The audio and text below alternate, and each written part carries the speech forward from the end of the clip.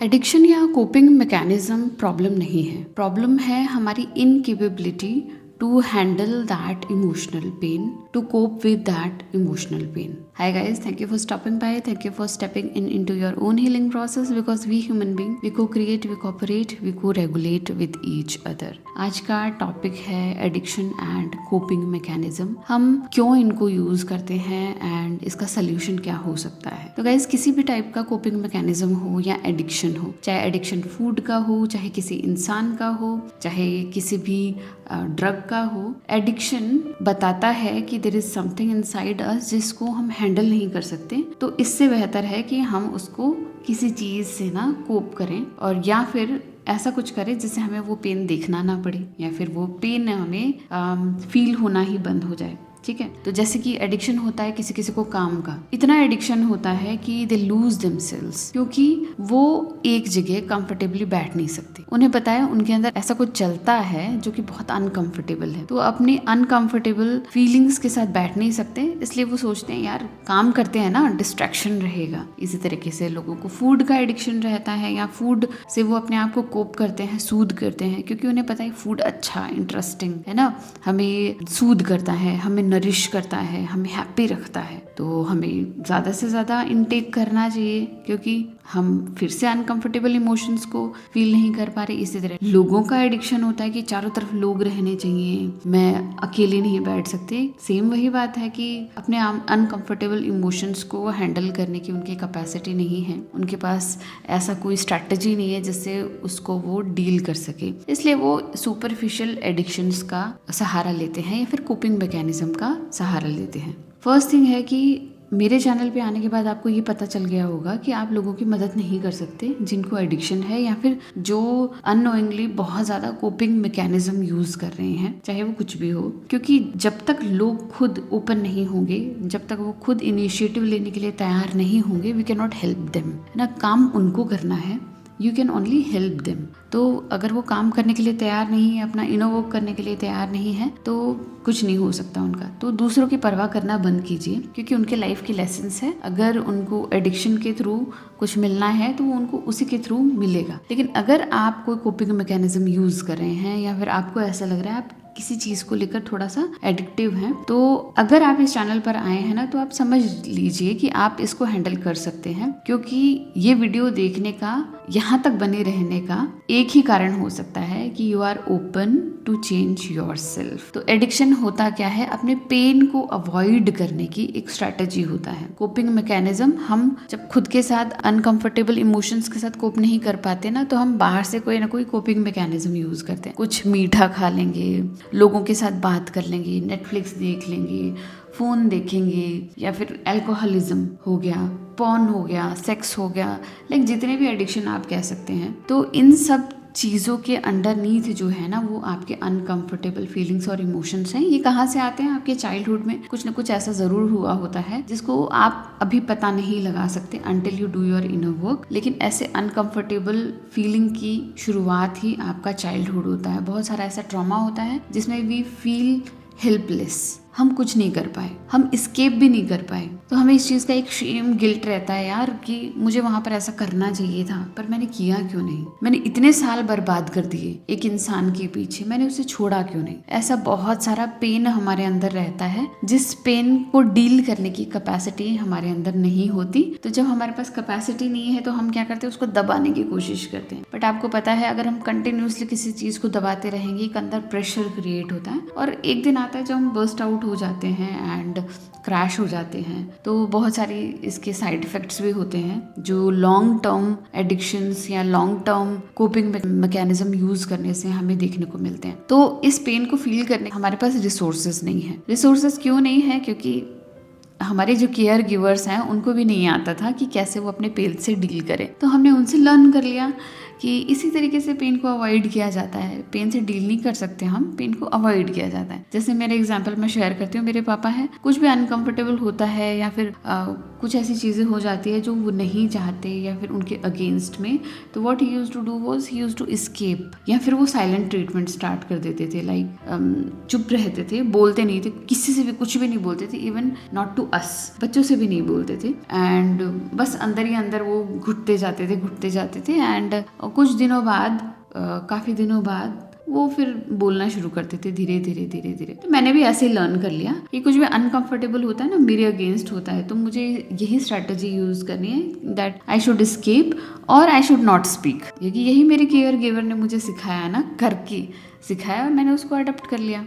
तो अभी तक तो ये समझ आया कि हर कोई ना अपने पेन को अवॉइड करना चाहता है, अपने पेन को लेकर कोई भी बैठना नहीं चाहता, उस पर वर्क नहीं करना चाहता। तो हर किसी को ना कोई कोपिंग मैकेनिज्म चाहिए जिससे उस पेन को वो दबा सके, है ना। लेकिन यही सबसे बड़ी प्रॉब्लम की जड़ है कि हम ये सोचते हैं पेन बुरा है, पेन इज बैड। ऐसा नहीं है। पेन जो है हमें स्ट्रेंथन अप करता है, हमारी इस लाइफ की प्रोसेस का एक इनएविटेबल पार्ट है। पेन हमें ये दिखाता है कि आपके पास इस चीज़ की कैपेसिटी नहीं है, you have to expand yourself to hold that pain and उसको प्रोसेस करने के लिए, है ना। तो पेन को हम जितना अवॉइड करेंगे प्रॉब्लम उतनी ज़्यादा बढ़ जाएगी। तो पेन को हमें क्या करना है, अपनी लाइफ का एक बहुत ही इंपॉर्टेंट पार्ट बनाना है कि पेन बिना कुछ भी नहीं हो सकता। नो पेन नो गेन, जैसे हमने हमेशा से जाना है। सपोज जिम जाना है ना, तो नया जिम स्टार्ट किया है तो हमारे लेग्स, हमारे मसल्स कैसे सोर हो जाते हैं ना, कि जाने का मन नहीं करता, अगले दिन बड़ा पेन होता है। कोई भी एक्सरसाइज हम स्टार्ट करते हैं तो नेक्स्ट डे पेन होता है, कुछ दिनों के लिए पेन होता है। इसका मतलब ये तो नहीं है कि हम उस एक्सरसाइज को छोड़ दें, उस गेम को छोड़ दें, जिम को जाना छोड़ दें, नहीं। हमें पता है ये इस प्रोसेस का पार्ट है, हमारी जो स्ट्रेंथ है उसको बना रहा है, हमारी जो मसल्स है उसको स्ट्रेंथन अप कर रहा है, हमारी कैपेसिटी को एक्सपैंड कर रहा है। तो अगर हम वहां से एस्केप हो जाते तो क्या हम अपने मसल्स को स्ट्रॉन्ग कर पाते? नहीं। ऐसा ही हमारी लाइफ में है, अगर हम पेन को अवॉइड करेंगे हम अपनी कैपेसिटी को कभी नहीं बढ़ा सकते। पेन है तो उसको सहन करने के लिए हमें इनर वर्क करना है, उसके साथ बैठना है, अंडरस्टैंड करना है कि पेन क्यों है।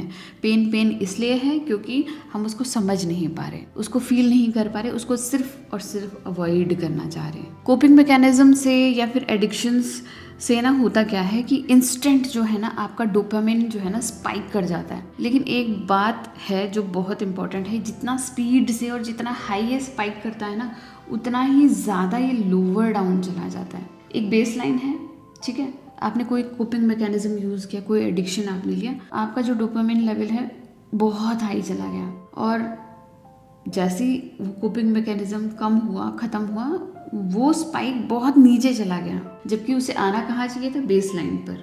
तो ये एक बहुत बड़ा ड्रॉबैक है अगर हम कोई भी कोपिंग मैकेनिज्म यूज़ कर रहे हैं, फूड से सूद कर रहे हैं खुद को या फिर मूवीज़ या किसी और चीज़ से खुद को डिस्ट्रैक्ट कर रहे हैं। एक बार के लिए जो डोपामिन हिट आपको मिल रहा है ना वो एक्चुअली आपके लिए हार्मफुल है, क्योंकि वो इतना ज़्यादा ड्रॉप कर जाएगा नीचे कि आपको हर बार एक हिट वापस चाहिए बेस लेवल तक आने के लिए या फिर इससे ऊपर आपको अच्छा फील कराने के लिए।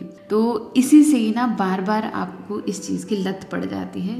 लत इसलिए होती है क्योंकि उस चीज़ को हमें बार बार इसलिए करना पड़ रहा है क्योंकि हम उसके आदी हो गए हैं, क्योंकि वो जो लेवल है ना डोपामिन का बहुत डीप डाउन जा रहा है। अगर हमें इससे उठकर बेस लाइन पर भी आना है ना तो भी हमें कोपिंग मैकेनिज्म चाहिए। तो अब जबकि हम कोपिंग मैकेनिज्म स्टार्ट कर चुके हैं, कोई भी एडिक्शन स्टार्ट कर चुके हैं, तो अब हमें करना क्या चाहिए? हमें ये करना चाहिए कि पहले हमें आना है बेस लाइन पर, ताकि हम कुछ ऐसी चीज़ें अपनी लाइफ में करें जिससे हमें अपने आप अच्छा महसूस होना शुरू हो जाए, प्लेजर महसूस होना शुरू हो जाए, हम लाइफ को एंजॉय करें। लेकिन ये बेस लाइन तक आने की ही प्रॉब्लम है। बेस लाइन तक आने के लिए आपको कंटिन्यूसली कोपिंग मैकेनिज्म एडिक्शन चाहिए होता है। लेकिन I will suggest one thing to you. पहली चीज़ कि पेन से भागिए मत, उस पर इनर वर्क कीजिए, उसके लेसन्स को लर्न करना शुरू कीजिए। और एक टेक्निक है जो बहुत इंपॉर्टेंट है, नथिंग रूल या नथिंग टेक्निक, कि कुछ दिन के लिए ना आपको वो कोपिंग मैकेनिज्म नहीं यूज करना है।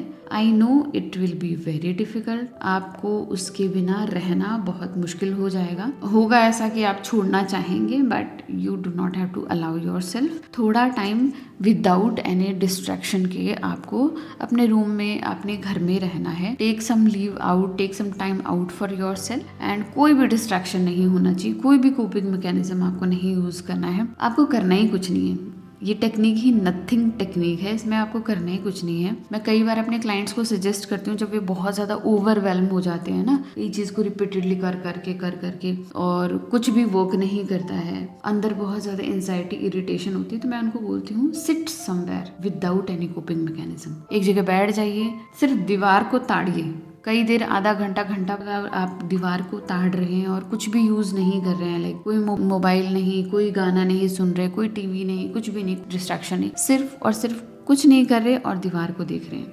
आपका ये जो स्पाइक है बेस लाइन पर आने लग जाएगा, आप नॉर्मल फील करना शुरू कर दोगे और छोटी छोटी चीज़ों में ना आपको प्लेजर महसूस होने लग जाएगा, खुशियाँ महसूस होने लग जाएगी। तो इसमें आपको बहुत टाइम तक कोई भी प्लेजरेबल चीज़ नहीं करनी है, कोई भी ऐसी चीज़ जो आपको खुशी देती है ना, वो नहीं करना है आपको। बस करना ही तो कुछ नहीं है, यही तो नथिंग टेक्निक है। आपका डोपामाइन लेवल जो बहुत नीचे जा चुका है, उसे बेस लाइन पर लाने के लिए आपको कोई भी स्ट्रेटजी यूज नहीं करनी है। एक टाइम आएगा जब बॉडी उन इमोशंस को, उन पेन को प्रोसेस कर लेगी। हमारी बॉडी में ना बहुत विजडम होती है, हम अपना दिमाग लगाते रहते हैं कि हम ऐसे कर लें, वैसे कर लें, ये हो जाएगा, वो हो जाएगा। एक्चुअली हमारी बॉडी में बहुत विजडम होती है, हमारी बॉडी को पता है किस चीज़ को किस तरीके से प्रोसेस करना है। अरे टाइम तो दीजिए उसको, थोड़ा समय तो दीजिए, थोड़ा सा सेफ एनवायरनमेंट तो दीजिए, आपकी बॉडी अपने आप उन चीज़ों को प्रोसेस। ऐसा होता है ना, कभी लड़ाई झगड़ा हो जाता है और हमारा बहुत मन उदास हो जाता है, बहुत ख़राब लगता है, लेकिन वहीं उस समय अगर हम कोई स्ट्रैटेजी या कोपिंग मैकेनिज्म यूज़ कर लेते हैं ना, तो हम उस चीज़ को अवॉइड कर देते हैं। लेकिन अगर हम वहीं पर लेट जाएं, थोड़ा सा खुद के साथ टाइम स्पेंड करें, अलोन टाइम स्पेंड करें ना, बॉडी उसको प्रोसेस कर लेगी। जो इफेक्ट कल तक था,